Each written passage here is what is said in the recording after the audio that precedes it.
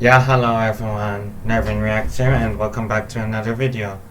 So today I'm going to be reacting to the Pig War by Oversimplified, and yeah, this is quite a surprise for my viewers, since I just do reactions to VTubers, how to make cocktail videos, etc, etc, but here I am now.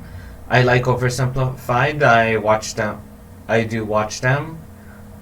I love their content, and I can't wait to see what this video is about, since I've never ever heard of the Pig War, and I doubt anyone else has, so let's get to it. Alright, in 3, 2, 1, let's go. This video was made possible by NordVPN. Click the link below to stay safe online and get a huge discount off a 2-year plan with a 30-day money-back guarantee. Trouble sleeping? Need someone to snuggle? Then why not snuggle? Me! The limited edition Oversimplified plushie is available. Aw, that's cute. However, I won't buy it though. For pre-order for a few days only. Get it quick along with some beautiful new character pins. Look at us, boys. We've only gone and bloody done it. We beat the Brits and secured independence. Now to expand westward and conquer the rest of the continent. Thomas? It looks like a bunch of different people already live out west. What? Oh no! That means we can't expand. I hate my life! Whoa, whoa, whoa. I didn't say they were white people. Yay, discrimination at its finest. I shouldn't be laughing, but yet here I am. Wait, hold on a second. Okay, everything's fine now. Ooh, I really like the intro card. Looks really cool. I love the Star Wars-y style of... You know what I'm trying to say. At the end of the Revolutionary War, when the United States secured its independence from Great Britain, the two sides met in Paris to settle the terms. Among various things, they discussed American territorial gains, and the British granted them a generous amount of land out west. However, Benjamin Franklin appeared to have an additional fascination. Oh, Canada. So voluptuous. You think we can maybe acquire some of that? Quit ogling our territory.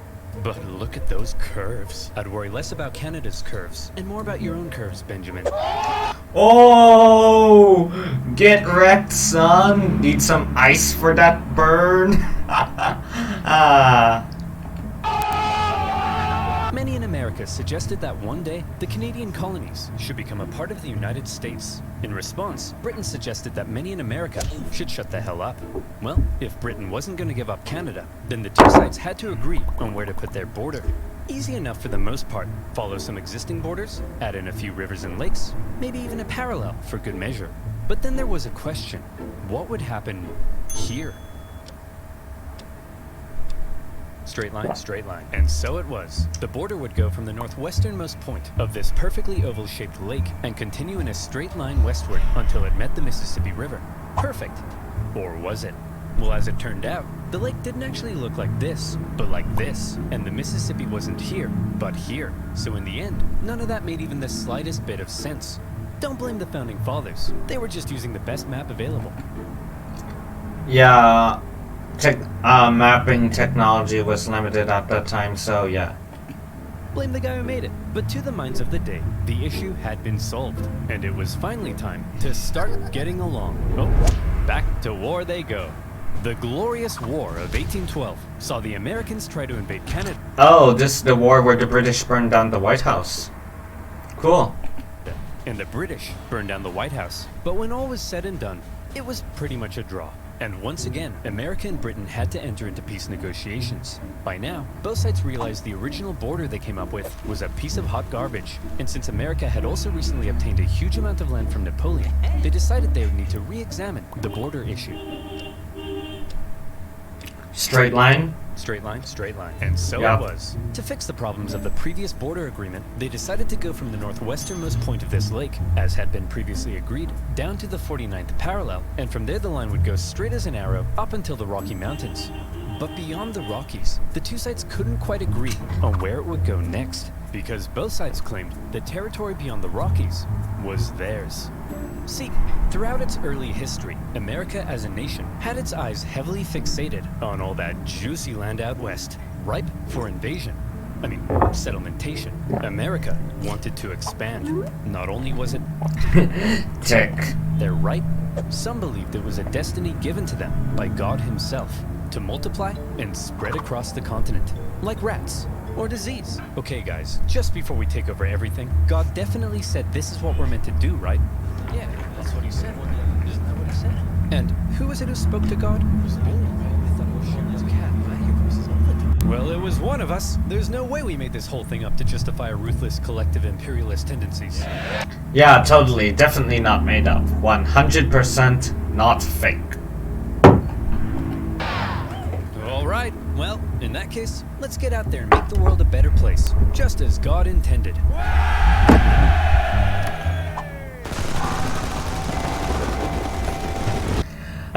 Classic American stereotypes. Racist, but funny as hell. This belief in divinely destined expansion would later be given its very own name, Manifest Destiny. But America wasn't the only one interested in controlling the Western territories. At the time, Canada was made up of a number of colonies, collectively referred to as British North America. This one over here was owned by the Hudson's Bay Company, a British charter company dedicated to turning as many beavers as possible into as many felt hats as possible. Of course, because after all, British men are gentlemen, and what is a gentleman without his gentlemanly-like hat? As quickly as possible, and the indigenous people became a key supplier. As a result, the British were also eager to control the land out west and secure that region's valuable resources, and in particular, the Great Columbia River was deemed vital to the beaver business. So when it came to the question of what would happen to the border beyond the Rockies, the conversation went a little like this. The line should keep going straight because we're manifestly destined to gain the entire North American continent. No, we need this river so we can keep scalping beavers. Look, why don't we just draw the border along the river? That way we both have access to it.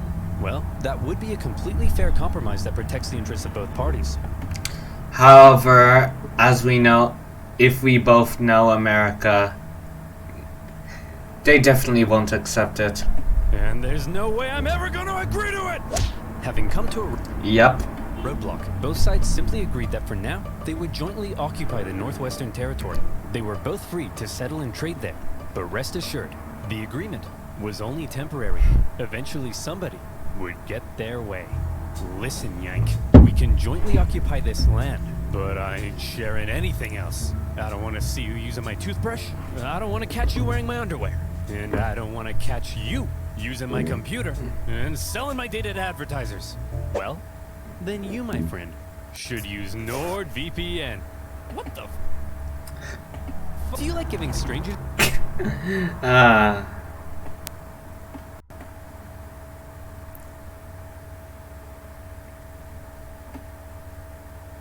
And a joint occupation of... Where were we? Oh yeah. Bickering over boundaries, manifesting destiny, and a joint occupation of Oregon. And one man living here who felt the territory should be British was James Douglas, the Hudson's Bay Company's no-nonsense chief factor at Fort Vancouver. What a beautiful, unspoiled corner of the British Empire. I've got my spotted dick, my Spice Girls fan club membership, and an unrelated... Spotted what? I'll definitely look that up later after this video. Negative outlook on life that affects everyone around me. What are you looking at, Stephen? Yes. Truly British. What the?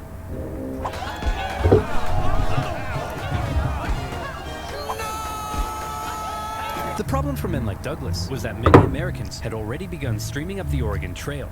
Gunslinging, howdy neighboring, diarrhea having. By the thousands, they were pouring into the Oregon Territory in search of land to settle and farm.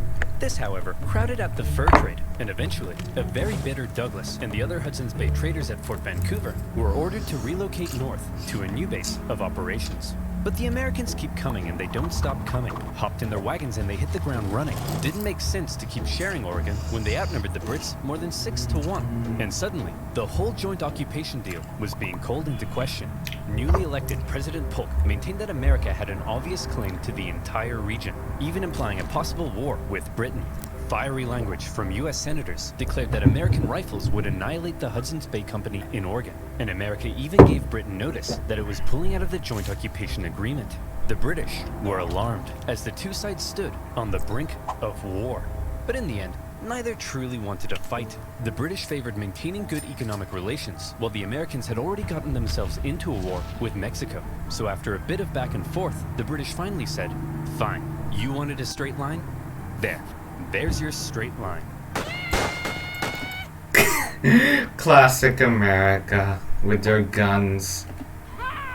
And so, the agreement was made. The border would continue directly to the Strait of Georgia, but because the British insisted they keep Vancouver Island, it would then move south through the center of the channel and on to the Pacific Ocean. Finally, the issue of the northwest border had been solved. Hold the phone. Discrepancy detected. Enhance frame, 200%. Enhance. Enhance. Oh, too far. Perfect. Now, show me the exact wording of the treaty. The line of boundary goes to the middle of the channel, and then... Oh, I see the problem. Originally, it was gonna go through here, but since there are islands there, there are 3 channels, and they can't choose which one to pick.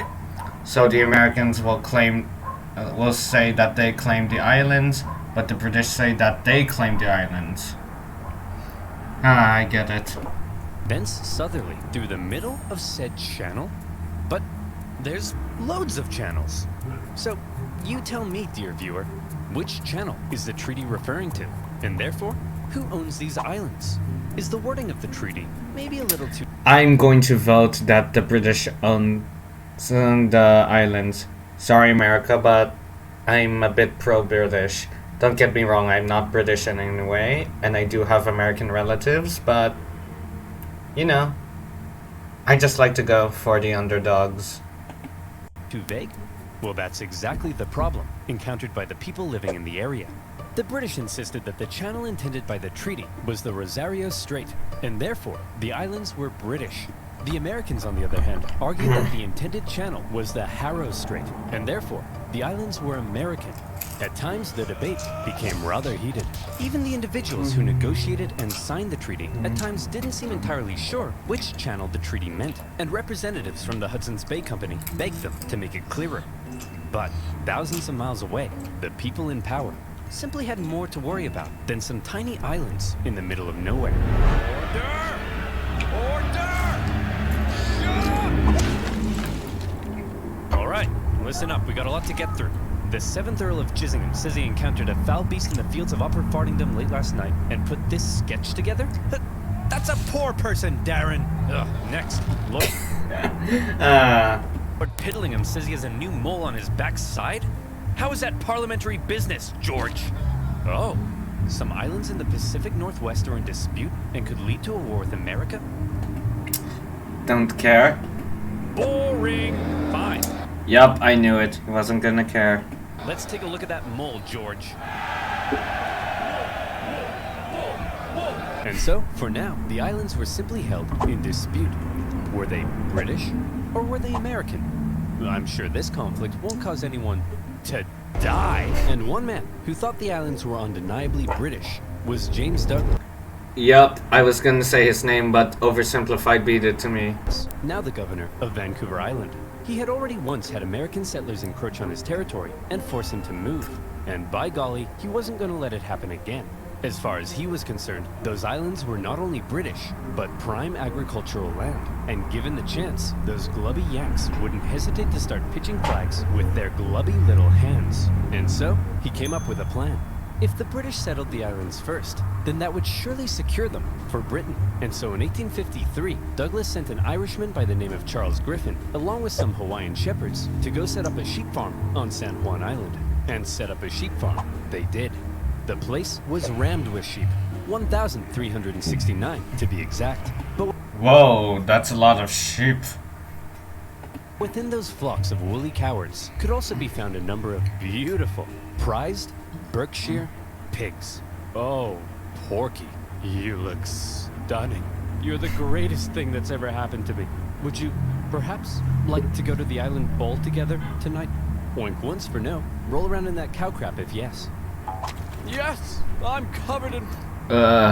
Gross. Who and I'm the luckiest man alive! But life on the island for Charles Griffin wasn't to be a perfect paradise of pig pageants. Because unfortunately for him, the Americans also believed the island was theirs. One day, in 1854, an American customs collector was sailing around the islands on the outlook for bands of native tribesmen when he spotted something. Aha! I've got you now, you savages. Over yonder. Those are sheep, sir. Sheep, you say? What are they doing here? Let's go and negotiate with them. Negotiate with sheep? Are you crazy? I'm perfectly... Yup, he's definitely crazy. Stable, you rat bag! Call me crazy again and I'll eat your eyes!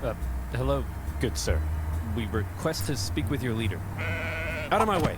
Allow me to parley with this foul beast.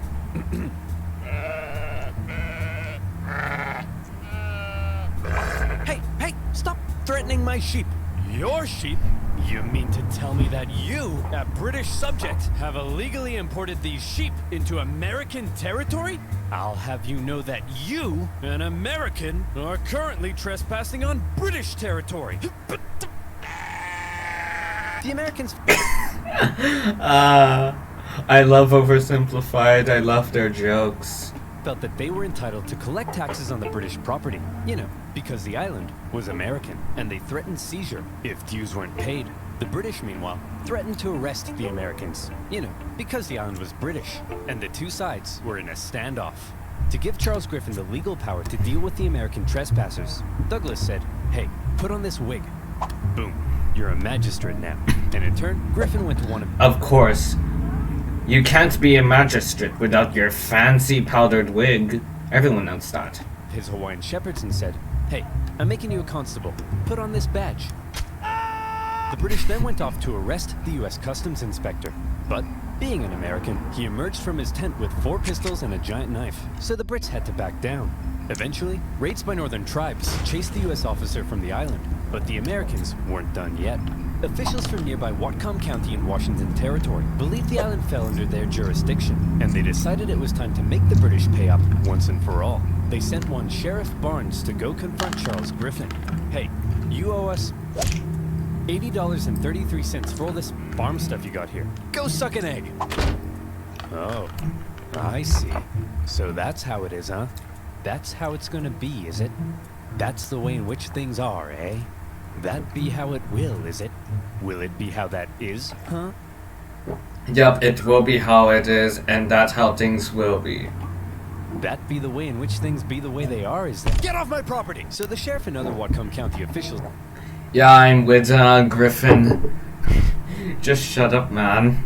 We get They it. were now well within their rights to seize and auction off Griffin's sheep in order to recoup lost taxes. And who would they auction these prized breeding rams off to but themselves? Then, in a pretty chaotic scene, they worked to tie the rams to their boats. And when Charles Griffin came running to rescue his kidnapped sheep, being Americans, they pulled out guns on him, and he had to Classic Americans with their gun-loving lives.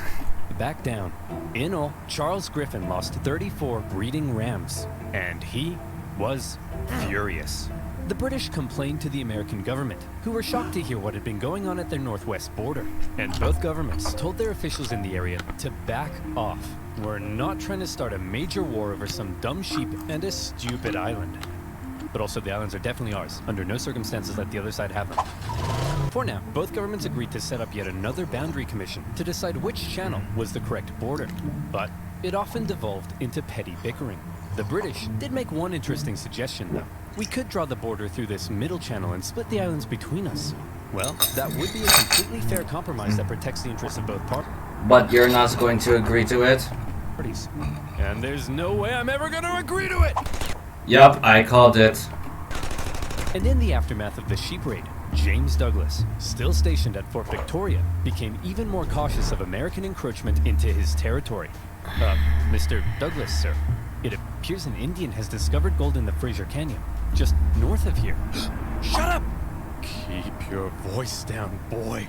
We can't risk those glubby Americans hearing about this, or our territory here will be infested with them. It's too late. The music is on. Oh no!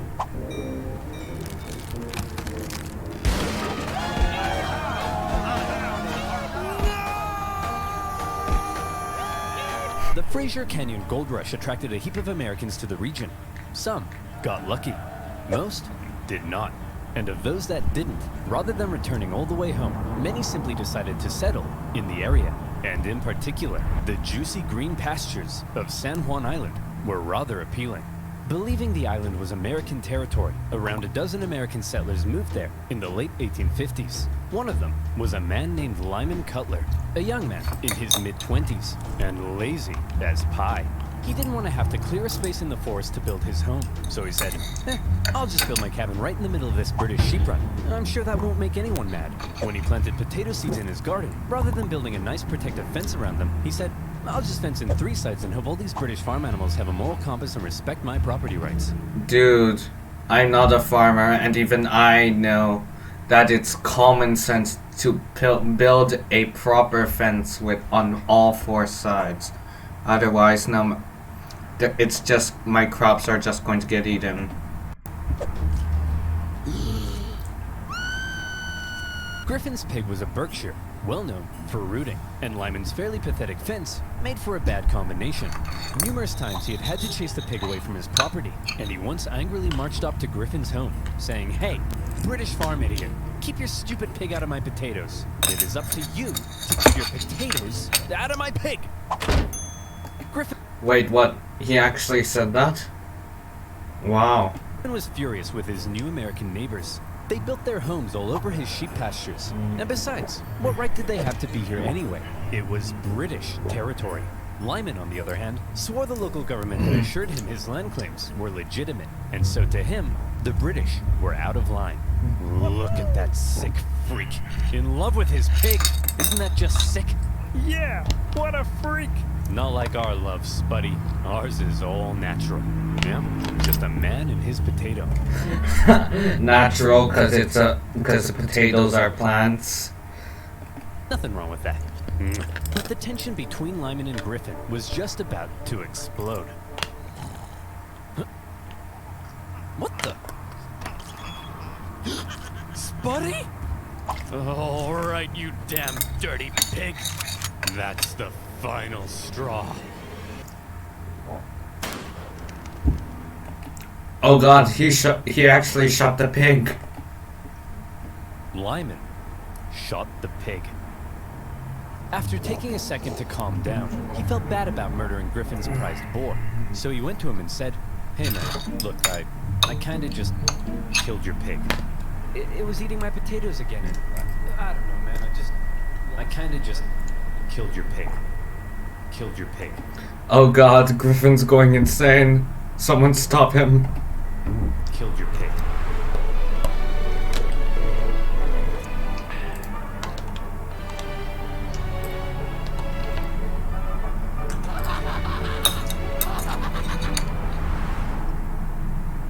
You swine! No, the swine is the one I killed. I'm Lyman.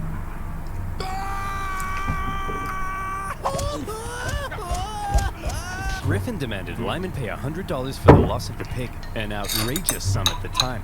Obviously, Lyman refused, threatening to shoot any more animals that dared enter his property, even threatening to shoot Griffin himself. When Griffin complained to James Douglas, British officials went and confronted the pig killer. Again, they insisted he pay up, and if he didn't, Lyman claimed they threatened to arrest him and take him back to Victoria. British officials arresting an American on American soil and trying him under British law. Now that's controversial. And it's a controversy that attracted the attention of an American general in charge of the Department of Oregon, one William S. Harney. This guy, General Harney, had a reputation. He's the kind of guy who invades Mexico without orders, wasting valuable resources and creating an embarrassing situation for everyone involved. He's the kind of guy who has one of his own men arrested for writing the wrong header on a report.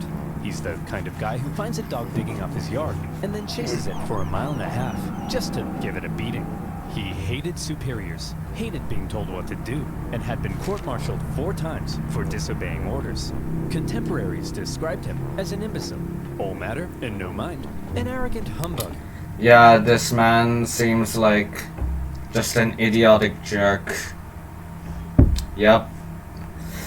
Definitely an idiotic jerk. Also, I'm sorry if you hear me eating my cup noodles. I was really hungry. And, yeah, you understand, right? Yeah, you understand. And a laughingstock. Like I said, General Harney had a reputation. He hated the British and was out for any opportunity to earn personal glory for himself. By some accounts, he even wanted to become president. And so, in July 1859, when he happened to visit San Juan Island, and he learned of the plight of the Americans living there, the shooting of a pig, and the British threat to arrest Lyman Cutler, General Harney went into scheme mode. The music, man. Hey yo, Captain Pickett. Yes sir, listen carefully. I need you to go pick up some Dude, your hair, it's gonna catch on fire. flowers and bring them to my place later. I've got a plan. Here I am, sir. What's the plan? Pickett, you and I are going to start a war. What do you mean, sir? Okay, listen up. An American man shoots a worthless pig on San Juan Island, and the British threaten to arrest him. Outrageous, but we can use it.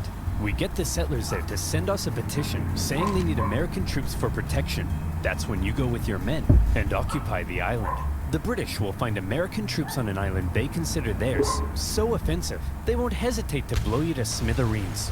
Then, it's war. We bring in reinforcements, and we fight back. I'll write to Washington, D.C., letting them know what's happening. But here's the kicker. My letter will take 6 whole weeks to get there. Before the government even gets a chance to respond, telling me I'm an idiot and ordering me to cease fire, the island will be ours. Hell, we could even invade Vancouver Island or British Columbia. It's foolproof. Wow, very impressive, sir. Yeah, it is impressive, but there's one problem. Even if you did win the Revolutionary War, remember the British burned down the White House. Plus, they still had one of the most powerful militaries in the world. They might. So yeah. But I gotta ask, why? Well, I'll level with you, Pickett. Historians still contest exactly what it is I'm trying to do here. It's possible I'm trying to expand America's territory. Maybe I'm trying to play the hero so I can become president. Some have even suggested that since I'm a slave-owning Southerner, I may be trying to create a diversion to help the South secede in the upcoming Civil War. But if there's one thing that almost everyone can agree on, it's that I'm an idiot. I see. But hold on, what'd you tell me to bring flowers for? Because, Pickett, they're pretty and I like them! There are also historians who believe that Harney and Pickett had no secret plan at all, and were not scheming masterminds, but simply hot-headed buffoons, genuinely outraged at the audacity of the British. I actually agree with this statement. And trying to protect American citizens. But the fact of the matter is, Pickett took the very controversial and extremely provocative act of landing American troops on disputed territory. He set up his camp in a very exposed position and erected a very provocative sign proclaiming that only American laws applied on the island. It was almost like he was asking to be fired upon. Or, again, maybe he was just an idiot. When a British official sent to the island to get rid of the unruly American settlers now saw that there were American troops, he demanded they leave. He was obviously told to go suck an egg. When Douglas found out, he was enraged. To him, the American landing constituted an invasion. Harney sent a report back to the War Department in D.C., justifying his actions with exaggerated claims of British villainy. But he knew it would take 6 weeks to get there, and another 6 weeks for their reply to come back. For now, the situation was entirely in the hands of local military and government officials. and the ball was in the British court. Would the temperamental Governor Douglas and the powerful British Navy respond to the American provocation with force? Were Britain and America really about to go to war over the shooting of a pig? Well, if one man were to have his way, it's entirely possible. Yep. I think they might actually go to war. They would. James Douglas had already had Americans force him out of Oregon. They had threatened his position in Victoria during the gold rush. Now they had invaded his island, and he had had it. It was time to turn to the Royal Navy. You, Captain Hornby, go to the island and prevent any more Americans from landing. And take this magistrate with you to arrest Captain Pickett. Use force if necessary. Just don't do anything to start a war. Wait, you want me to use force but not start a war? Oh, I'm sorry. Is that too much to ask, Princess? When Captain Hornby got to the island and saw that the American force there was even larger than expected, his concern grew. He sent word back to Douglas, who in response ordered even more ships to the island. And at this point, the naval officers were like, hey man, let's talk. They were concerned Douglas's escalation was leading them to war, and they convinced him it probably wasn't a terribly good idea to just go up to an American military captain with his armed men and say, hey bucko, you're under arrest. Please don't shoot me. Douglas gave in. To prevent any hostilities, he canceled all orders and told the Navy, for now, to simply keep an eye on the Americans. He did send one more ship for good measure. Captain Pickett, now seeing the British ships with their guns aimed directly at his exposed camp, said, see Jeff, look at that. We're about to get blown to bits, all according to plan. Hang on. Oh crap, Jeff, we're about to get blown to bits! Yeah, you should have thought about that. Yeah. Pickett hastily moved his camp from its very exposed position to another position, which, as it happened, was also very exposed. It probably won't surprise you to learn Pickett came dead last in his graduating class. Nearby American and British officials began showing up to ask Pickett what the heck he was even doing. Then, a bunch of tourists showed up, because a major war breaking out in their doorstep was the single most exciting thing to ever happen in any of their miserable frontier lives. One Charles Griffin was particularly unhappy. First his pig had been shot. Now his sheep pastures were being trampled by soldiers and tourists alike. He complained to Governor Douglas, who was still pretty upset about the whole thing. Douglas felt British honor itself was at stake. So he decided that if American forces were allowed to be on the island, well then by golly, the British should be there too. It would be a joint Go Britain. military occupation. Upon hearing Douglas's new plan to land British troops on the island, Captain Hornby decided to go speak with Pickett in person. After informing him of the plan, Pickett replied that if they dared land, he would open fire. So there they were. The British had orders to land. The Americans had orders to prevent their landing. This was it. War. Over a small island in the middle of nowhere. Over a pig and some potatoes. Over whether the US-Canada border looked like this or like this. It was stupid. Yeah, the difference is not... It's not major. Hold on. This is stupid. To heck with it. I'm not landing those troops. I'm not gonna be the one who starts a war. The captain decided not to follow Douglas's order. And good thing he didn't, because pretty soon after that, the leading British admiral in the entire Pacific region showed up. Rear Admiral Baines outranked Governor Douglas. When he heard of everything that had been going on, he was stunned.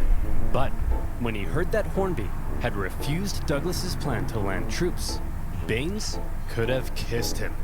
Whether he did or not, history doesn't tell. But I like to think they did. The Rear Admiral... Oh, so oversimplified swings that way. Oh. Yeah, you know what? He can do what he likes. Canceled all of Douglas's orders, and instead pursued a policy of not interfering with the Americans until he could contact the British government. The Americans, not knowing the British no longer intended to land, had sent reinforcements and began fortifying. But even still, the British Navy did nothing.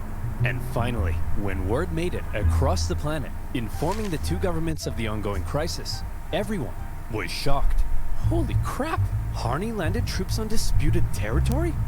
Man, I hope the British don't find out about this. Buchanan? Oh crap! The British! Why are we getting reports of American troops on San Juan Island? Whoa, whoa, whoa, whoa, whoa. I don't know, man. Nothing to do with me. But you're the president. What? Breckenridge? Am I the president? Yes, sir. And hey, we got a problem. Yeah, it has everything to do with you. Anything that happens within a person's country is the same as anything that happens within a lord's mansion. Looks like the southern states are considering seceding, and we're headed for the biggest crisis in the history of the nation. And it's your job to fix it, sir. Sir? Oh no. Go away. Not the curtain again, Mr. President. Oh, don't worry, you can cry. It's okay to cry. I'm not here. Buchanan. Back in the Pacific Northwest, Harney was beginning to realize the government may not be terribly impressed with his reckless actions. So he began firing off even more aggressive letters, justifying what he had done. Tell them the British were sending bands of Indians to attack our men, and that they're big meanies with coal for hearts, and that they made me cry like a little girl. Wait, no, that makes me sound weak. They made me cry like a big girl. Yeah, that's it. When the president received Harney's new letters, his Is that really better? Well, I guess it kinda is. anxiety only grew stronger. Oh, crap. Hey, General Scott, please make this go away. Leave it to me, sir. General Winfield Scott was the commanding general of the entire U.S. Army. Well known for his negotiation skills, he was a veteran of the Mexican-American War, during which time he had to deal with General Harney's idiocy and insubordination, and he watched as Harney got away with it all, thanks to his friends in high places. It's safe. Oh, Andrew Jackson. America's most crazy president. I watched a video about him. Truly crazy. To say that Scott really did not like General Harney. By now, General Scott was racked with gout, and he was so big he had to be hoisted onto his ship in a basket. Nevertheless, he began the long journey to the Pacific Northwest. Okay, everyone, get over here. Will somebody please tell me what the heck is going on? I'll tell you, General. It all started on one fateful day last summer. Spuddy? All right, you damn dirty pig. That's the final straw. What? Hey, you can't get away from me! What? Wait, what? Oh, look at that pig. Nowhere left to run, eh? I'm gonna enjoy this. Lyman, if you spare my life, Wait, what? This is ridiculous. I grant you 3 wishes.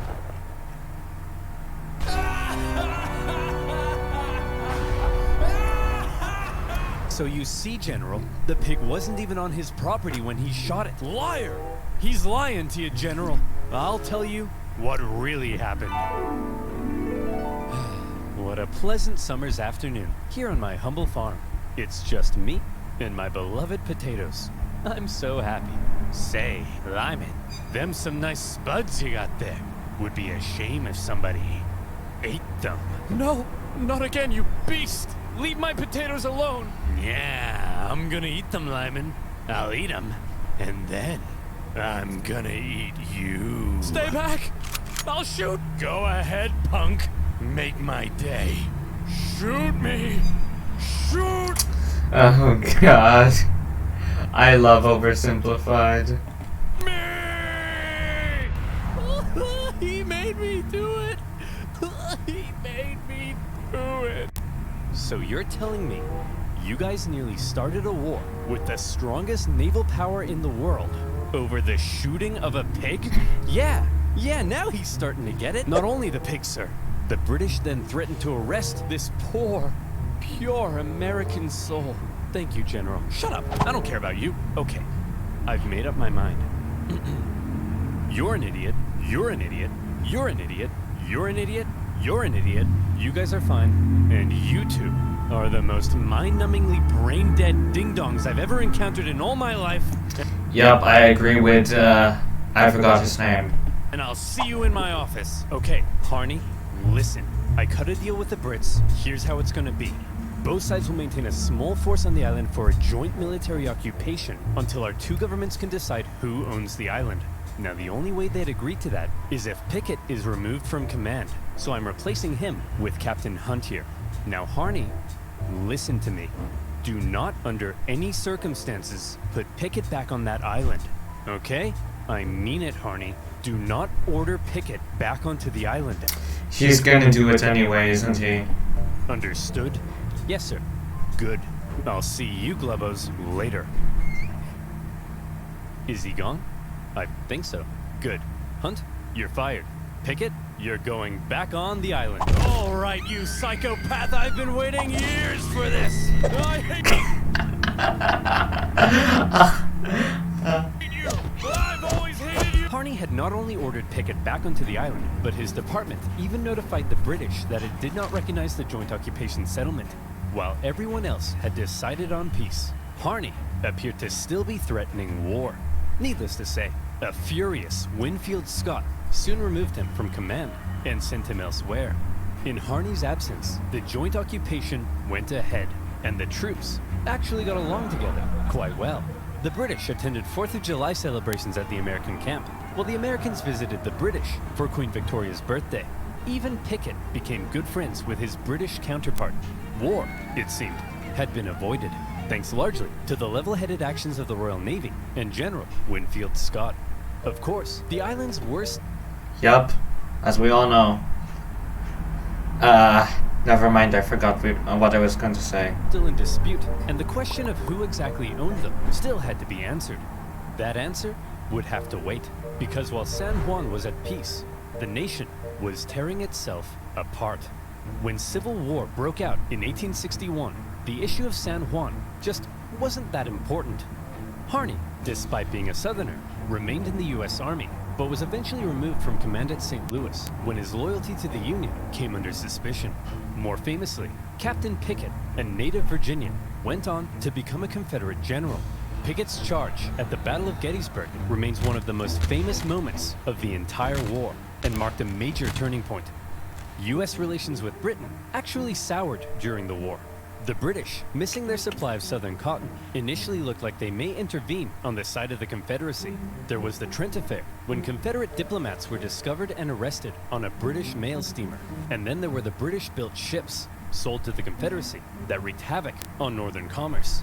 When the Civil War ended, furious American politicians called on the British to pay reparations. And by now, a long list of hot issues existed between them. And yes, on that list remained, 12 years later, still the issue of who owned. Seriously? These gosh darn islands. That issue, it was finally agreed, would be submitted to international arbitration. The Empire of Germany would decide, with the British and Americans presenting arguments. The American argument was reportedly presented with a little more pizzazz, a little more zing.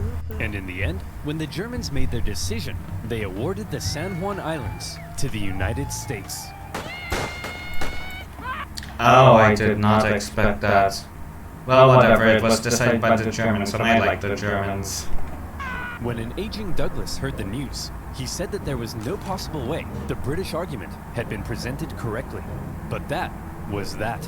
The British conceded, and on the 25th of November, 1872, the last British troops left the island. As the Americans entered the British camp to raise their flag, they found that the British had removed the flagpole. One last up yours to Uncle Sam. By this time, Charles Griffin had already left the island, and the Hudson's Bay Company eventually sold their sheep farm. And so, there you have it. A dangerous situation that almost brought two great powers to war, triggered by the shooting of a pig. But thanks to more level-headed minds and an eagerness for peace and cooperation, conflict was avoided, and the only casualty of this pig war was, well, just a pig. But how different could things have been? What if the British had attempted to arrest Pickett? What if they had landed troops? Could the two sides have actually gone to war? Could America have invaded Canada? Could it, perhaps, still invade Canada? Think about it. Why not? We have the manpower. We have the arms. It's our manifest destiny. Picture a future where American Mounties wear red, white, and blue, and hail the stars and stripes, where Wayne Gretzky would wave the American flag every 4th of July in the streets of Montreal. Maple syrup, the greatest American food. Banff, the greatest American national park. One united nation under the leadership of our glorious president, Drake. No longer shall we tolerate our smug neighbors to the north with their affordable insulin and endless comments complaining that I don't talk about Canada enough in my videos. That's right, Canadians. Watch your backs. Sleep with one eye open tonight, because Biden's coming, baby. And this time, he's coming with a vengeance!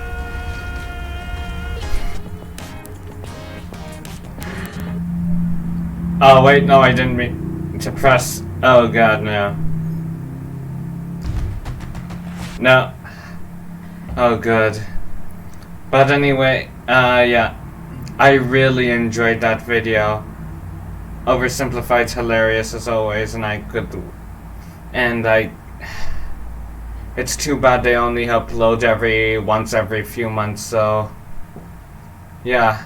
And the Pig War has to be one of the stupidest events in human history I have ever heard. And yeah, I can't believe they almost started a war over the death of a pig and a bunch of potatoes. I do like eating potatoes, and I do like eating pork, but still, all very, very stupid.